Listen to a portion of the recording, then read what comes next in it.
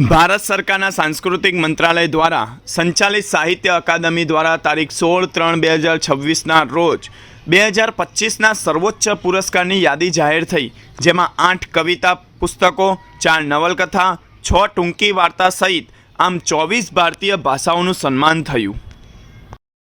હવે ગૂગલ ઉપર આપણે લખીએ કે સાહિત્ય એકેડમી એવોર્ડ 2025 અને તેમાં આપણે જોઈએ કે સાહિત્ય એકેડમી 2025 ઓફિશિયલ, કે જેમાં આપણે પૂજ્ય ભદ્રેશદાસ સ્વામીનો ગ્રંથ એટલે કે પ્રસ્થાન ચતુષ્ટય બ્રહ્મઘોષ સંસ્કૃત।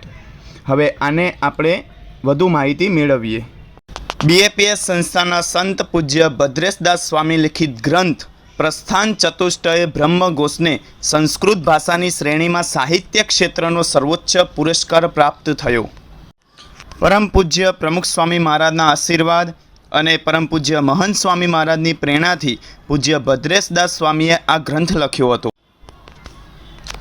હિન્દુ ધર્મના મુખ્ય ગ્રંથો પૈકી ઉપનિષદ, ભગવદ્ ગીતા, બ્રહ્મસૂત્ર અને વચનામૃત ગ્રંથનો આધાર લઈને બ્રહ્મતત્વને ઉજાગર કરવામાં આવ્યું છે।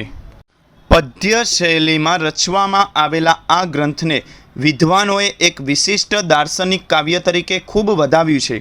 આ ગ્રંથની સાહિત્યિક વિશેષતાઓને ધ્યાનમાં રાખીને મૂર્ધન્ય વિદ્વાનોની ચયન સમિતિ દ્વારા તેને સંસ્કૃત ભાષાની સર્વોત્તમ કૃતિ તરીકે જાહેર કરવામાં આવેલ છે।